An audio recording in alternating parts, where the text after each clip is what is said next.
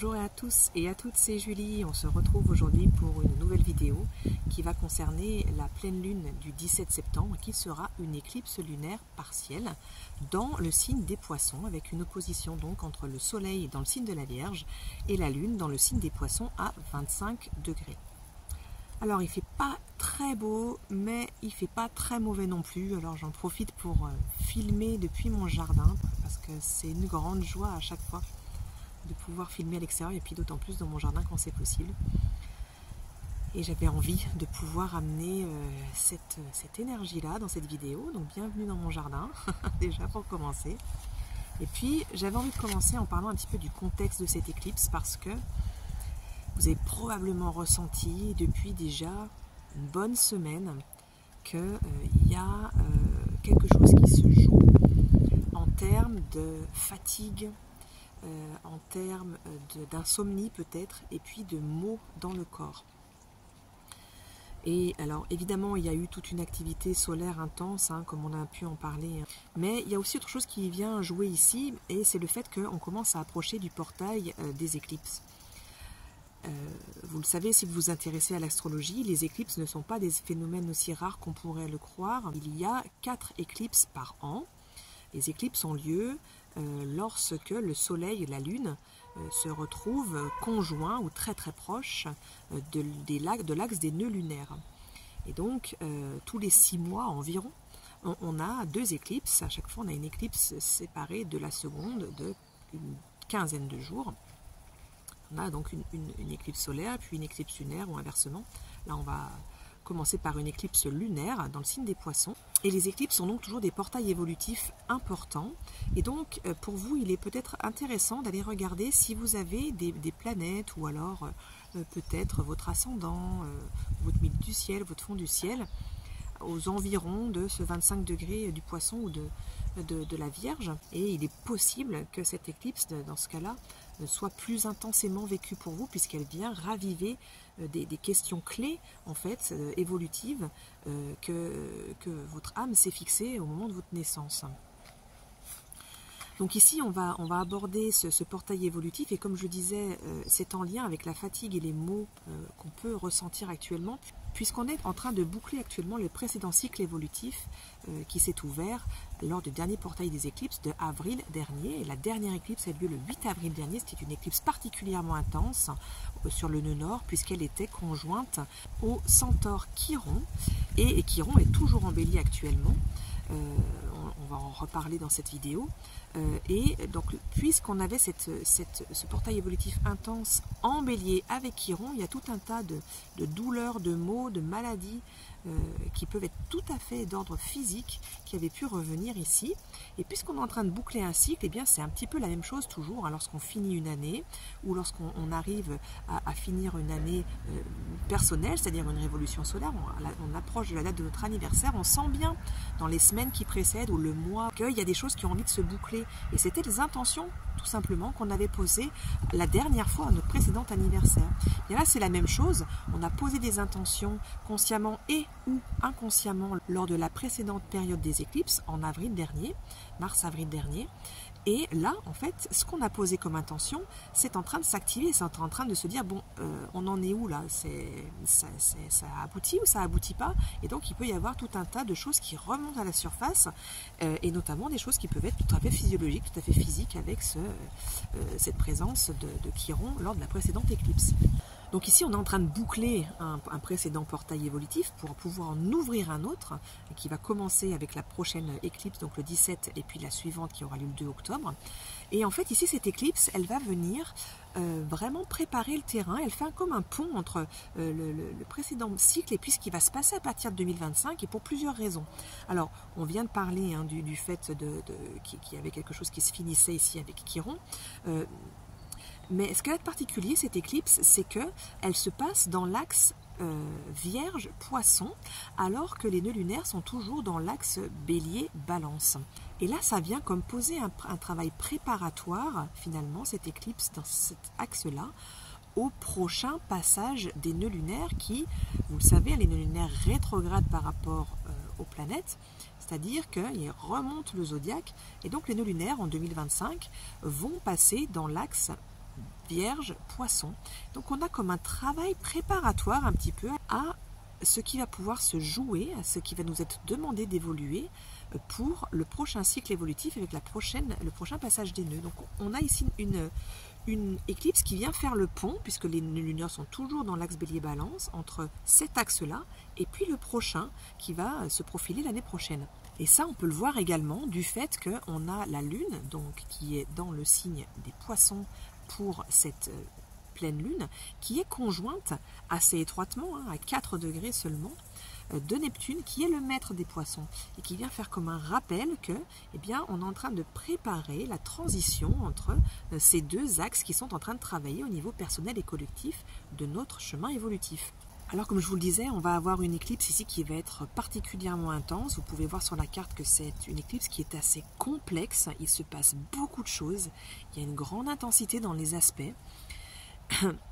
Il y a beaucoup d'aspects de notre psyché, c'est-à-dire les planètes et les signes, qui sont en jeu ici, et beaucoup de choses qui agissent et qui interagissent de manière simultanée. Alors je ne vais pas pouvoir tout aborder, sinon on aurait une vidéo qui serait extrêmement longue, extrêmement complexe, et pour un peu plus de lisibilité et un peu plus d'esprit synthétique, je vais me focaliser sur certains points et je vais en occulter d'autres. Je n'ai pas trop parlé par exemple du carré entre Saturne et Jupiter, qui est pourtant actif ici. Je vais en parler en 2 mots ici et puis je vais passer à la suite, parce que c'est un carré qui va être encore actif jusqu'à août de l'année prochaine, et on aura vraiment le temps d'en reparler parce qu'il va vraiment amener une énergie récurrente. Mais en 2 mots, on a quand même l'idée de cette volonté d'avancer, de se déployer, de vraiment aller de l'avant et réussir avec ce Jupiter qui a vraiment envie de se déployer, notamment dans le signe expansif que sont les Gémeaux, et qui est ici en carré à Saturne rétrograde, qui est en Poisson. Et on a ici une espèce de tiraillement, puisqu'on a ici Jupiter dans le premier carré dans son cycle à Saturne. En astrologie évolutive, on parle toujours de phase d'une planète avec une autre. Et Jupiter, dans son cycle avec Saturne, est dans le premier carré qu'elle va former avec Saturne. Donc on a ici une crise dans la mise en action en fait. Et c'est tout à fait ce que vous pouvez ressentir depuis, on va dire, le début du mois de septembre, fin août, début septembre. On a vraiment quelque chose où on a envie d'aller de l'avant, on a vraiment cette envie de s'expanser, de se déployer, et ça coince quoi, ça coince dans les rouages, on n'arrive pas à mettre en action. C'est comme si on avait vraiment cette motivation, cette envie d'aller de l'avant, de créer, d'innover, et on n'arrive pas à passer à l'action. Il y a quelque chose qui nous retient à une espèce d'ancienne façon de faire, quoi. Et ça peut être très très très frustrant. Voilà, donc je suis persuadée que ça va résonner pour vous. Ça ne me paraît pas être un thème central en fait pour cette pleine lune, donc je ne vais pas m'attarder plus là-dessus et je vais parler des autres thématiques. Pour moi, les thématiques qui sont vraiment centrales ici, c'est la thématique de la sécurité émotionnelle, la thématique de vraiment se prendre en charge, prendre sa vie en main et être acteur, actrice de là où on veut aller. Et puis on a aussi toute la zone familiale qui va être un petit peu éclairée par ce qui se passe actuellement. On va commencer tout de suite en parlant de ce gros chapitre de ce qui tourne pour moi autour vraiment de la sécurité émotionnelle, de prendre ses responsabilités au niveau émotionnel. Et ça va se jouer avec la présence de Mars qui est passé le 4 septembre dans le signe du Cancer. Et Mars a un cycle, pour faire le tour du zodiaque, d'environ 2 ans. Et là, il y a quelque chose d'assez particulier qui va se passer entre le Cancer et le Lion, c'est-à-dire que sur ces 2 ans, Mars va rester entre le signe du Cancer et le signe du Lion pratiquement 9 mois.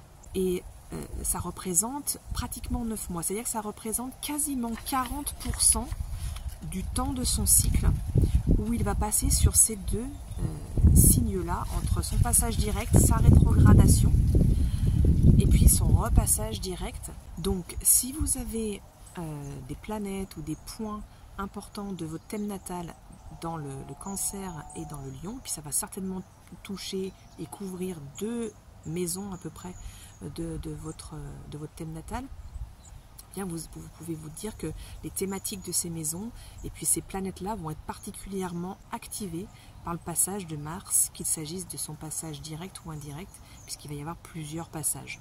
Donc Mars en Cancer, lui, ne va pas être particulièrement, on peut dire, à son aise, puisqu'il est ici en carré à sa propre maison régente, le Bélier. Donc ici, avec la pleine lune qui arrive, il va de plus se trouver en carré au nœud nord, qu'il régit.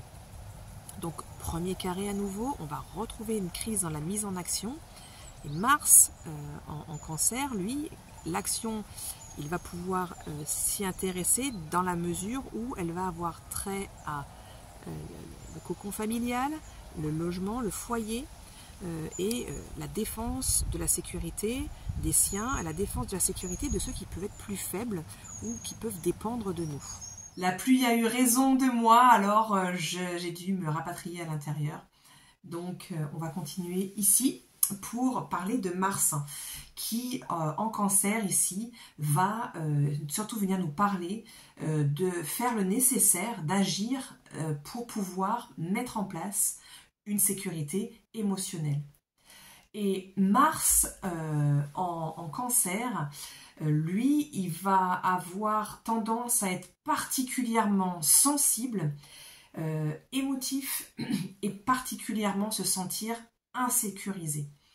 Donc ici, en fait, vous avez pu le sentir depuis début septembre, toutes nos vieilles insécurités, avec ce passage de Mars en Cancer, Mars, il va venir appuyer dessus. Tous les endroits où on ne se sent pas sécure, où on se sent en insécurité, eh bien Mars va venir appuyer sur ça pour pouvoir en fait mettre ça en exergue. Pourquoi il fait ça, Mars? C'est pas pour nous embêter. La raison qu'il a de faire ça, c'est pour qu'en fait, ici, on puisse prendre conscience de tous ces espaces où émotionnellement, on se sent insécure et que donc, on a mis en place, pour des raisons de survie, quand on était jeune enfant, des techniques, en fait, des stratégies qui nous ont permis de trouver de la sécurité à l'extérieur de nous.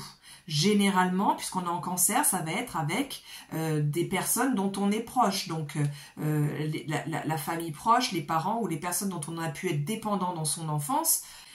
Ça peut être à des stades plus avancés de la vie. Et quand est-ce que je vais mettre ma sécurité à l'extérieur ?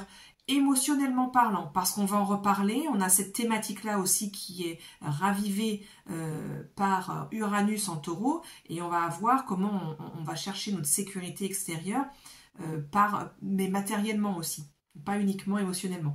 Là, émotionnellement, en fait, je vais placer ma sécurité émotionnelle à l'extérieur en projetant ça sur le fait d'avoir une famille, le fait d'avoir un foyer, une maison, un cercle d'amis proches ou des choses comme ça, par exemple. Et en fait, Mars va nous mettre face à la réalité qui est que on ne peut pas asseoir notre sécurité sur quelque chose qui est extérieur puisque, outre le fait que ça peut mal se passer à un moment, de toute façon, il y a une mortalité, il y a une temporalité en fait qui fait que, et à un moment, ça va s'arrêter quoi.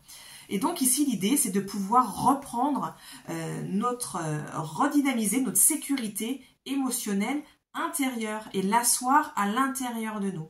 Redevenir en fait le pilier de notre sécurité émotionnelle.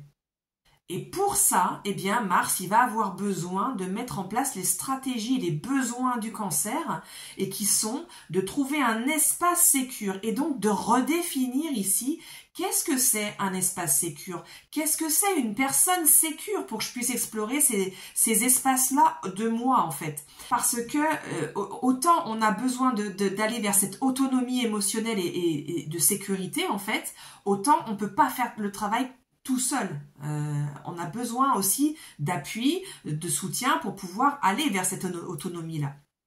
Sinon, on se fait violence, quoi, finalement.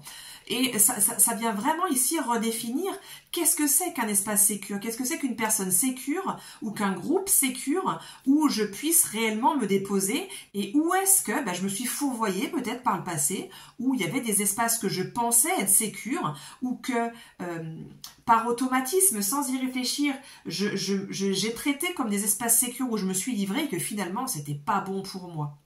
Donc on va pouvoir revenir sur tous ces espaces-là, toutes ces questions-là qui risquent de peut-être pas être très très confortables. Et puis il y a un aspect où il va falloir être très vigilant ici, puisque comme je vous le disais, ce Mars se sent insécurisé, et Mars quand il est insécurisé, il attaque.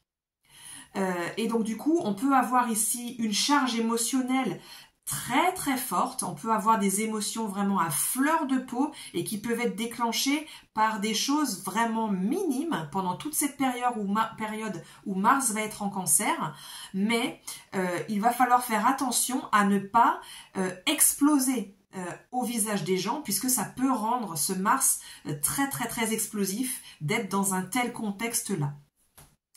Ce qu'il va falloir essayer de mettre en place, c'est toutes les stratégies possibles pour pouvoir digérer, intégrer tout ce qui a pu se jouer ces derniers mois et tout ce qui peut remonter avec cette remise en lumière de nos insécurités, de nos espaces d'insécurité. Et tout ça, ça demande de la patience, ça demande de l'indulgence et ça demande justement d'avoir des lieux ressources à l'intérieur et puis autour de nous pour pouvoir explorer ces espaces-là. De sorte que on puisse apprendre à connaître nos émotions, à les repérer, à les identifier, à savoir comment y répondre et à donc développer des outils finalement pour installer cette responsabilité émotionnelle et ne pas la faire porter sur notre entourage. Mais aussi, avec le Cancer, il y a vraiment des périodes de cycle d'animation et de retrait qui sont vraiment cruciales à respecter.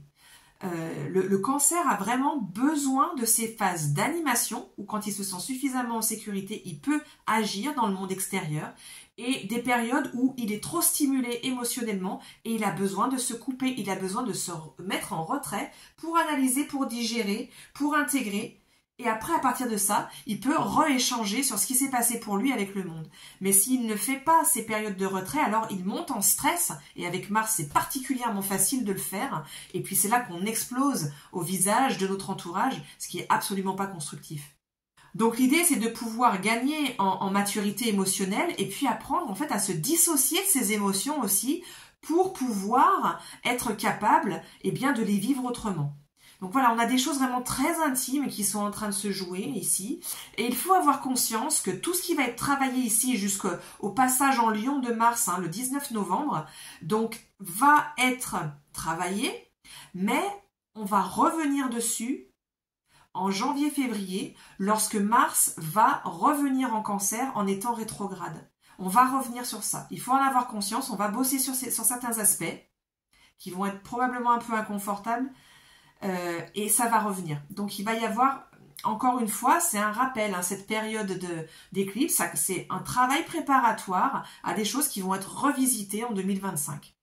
Alors évidemment, avec ce Mars en Cancer, on peut avoir une période où on va revisiter des choses de la petite enfance, des vécus de notre petite enfance, des choses qui vont avoir trait aussi à notre lien à la parentalité, que l'on soit parent ou par rapport à nos parents s'ils sont toujours vivants, et tout ce type de questions-là qui peuvent être remises sur l'avant de la scène. D'autant plus que nous avons également la présence de Pluton qui est rétrograde et qui est repassé pour la dernière fois dans le signe du Capricorne. Pluton était dans le signe du Capricorne depuis 2008. Il a eu un cycle d'une quinzaine d'années dans le signe du Capricorne avant de passer dans le signe du Verseau pour y repasser définitivement cette fois-ci en novembre de cette année.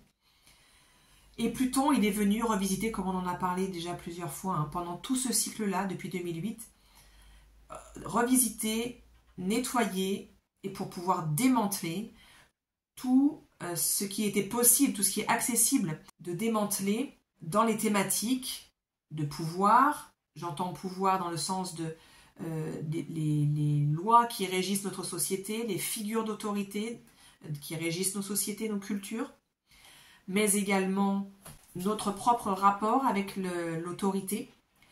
Et puis on a évidemment, par extension, le rapport à tout ce qui touche à la hiérarchie, au patriarcat, qui sont des thématiques qui ont pu être mises en exergue et vraiment pour avoir une dénonciation finalement de tout ça, pour pouvoir qu'il y ait des choses qui soient explosées, démantelées pour qu'on puisse passer à autre chose.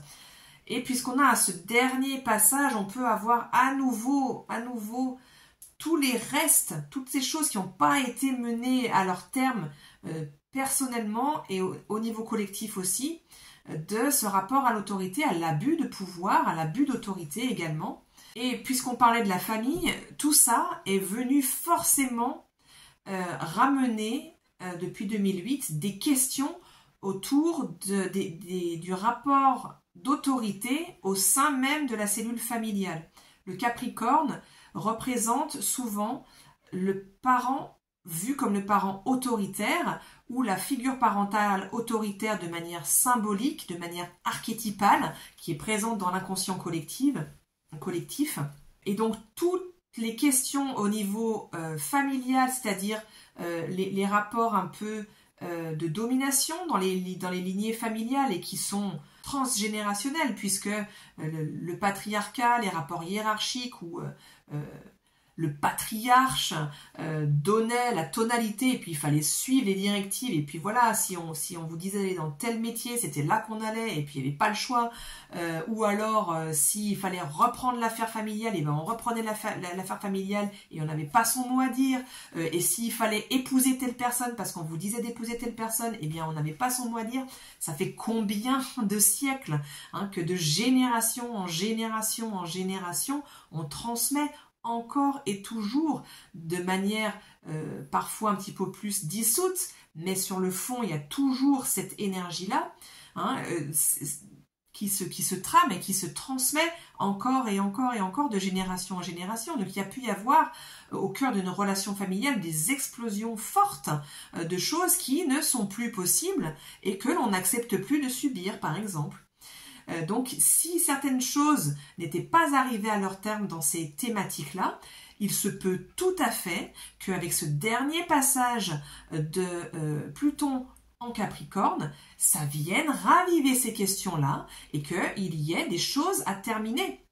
Et vous remarquerez peut-être sur la carte, parce qu'il y a une multitude d'aspects, donc c'est un petit peu difficile d'y voir clair, mais nous avons un grand triangle bleu qui rejoint Pluton, Uranus au dernier degré du Taureau et le Soleil qui est dans les derniers degrés de la Vierge. On a un grand trigone ici dans les 3 signes de terre, avec le Soleil, qui lui de toute façon est toujours direct, et puis on a 2 planètes lentes, Uranus et Pluton, qui sont rétrogrades. Et ici, on a les 3 signes de terre qui sont reliés ici et qui viennent nous dire il y a du tri à faire là.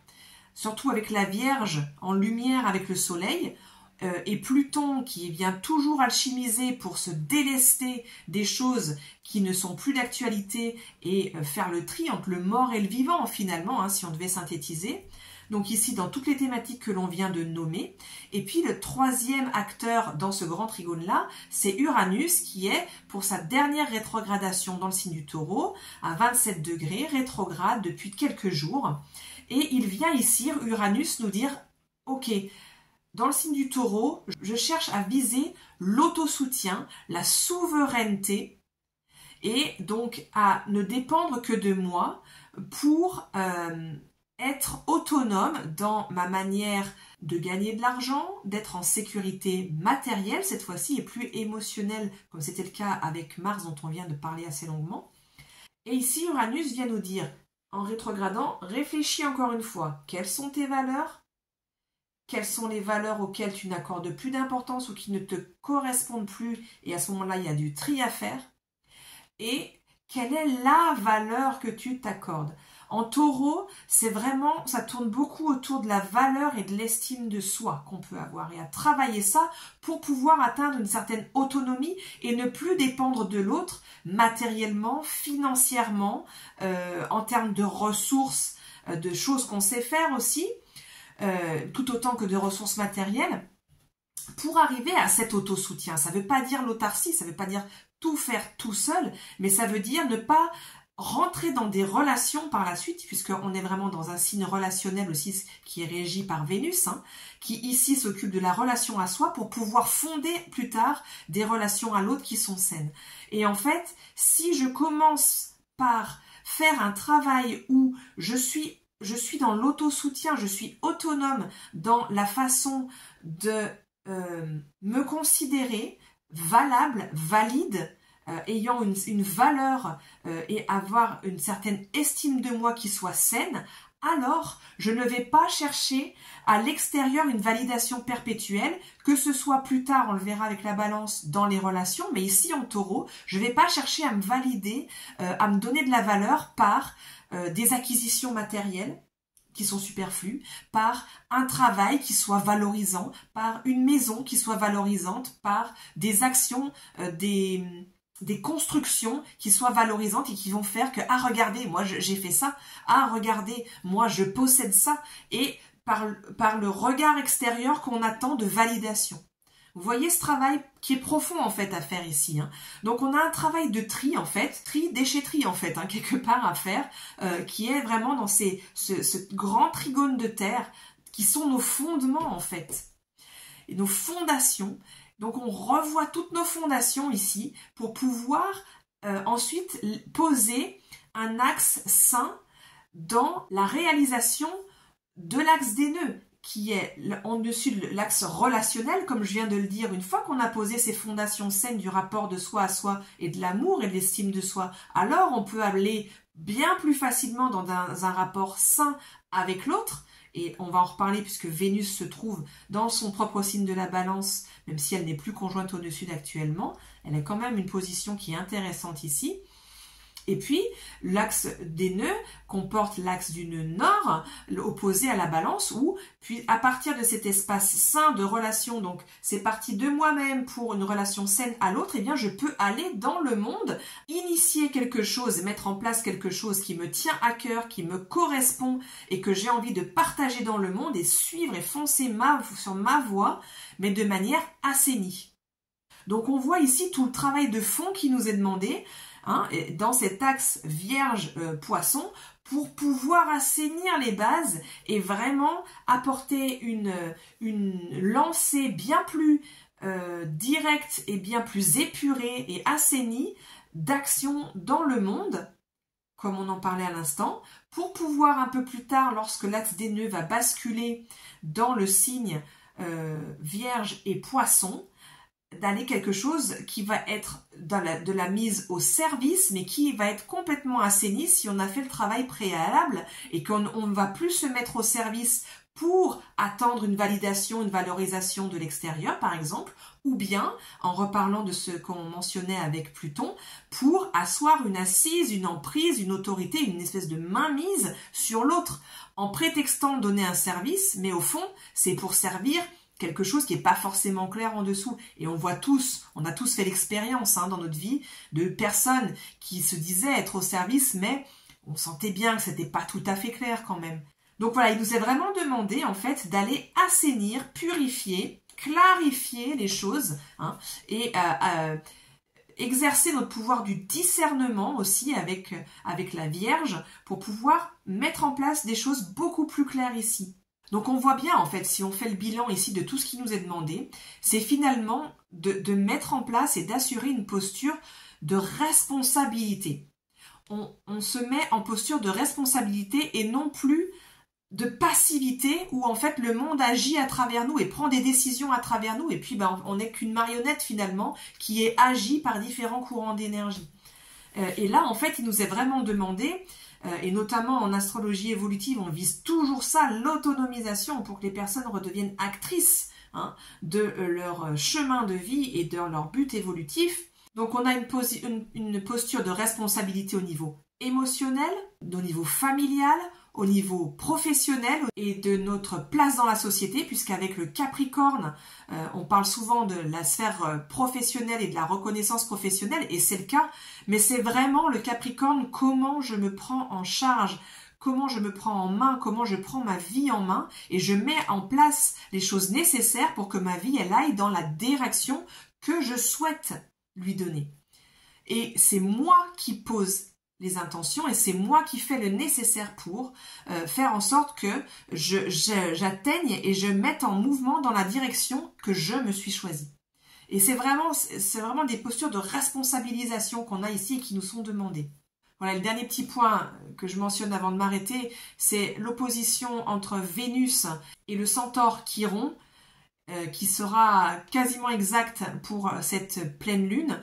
Et ici, donc Chiron, on en a parlé, qui était fort présent lors de la précédente éclipse, se retrouve ici, opposé à la maîtresse du nœud sud. Donc Vénus, en début de mois, elle est vraiment revenue visiter toute la sphère relationnelle et tout le passé, les schémas relationnels et tous les choix relationnels qu'on a pu faire dans notre passé.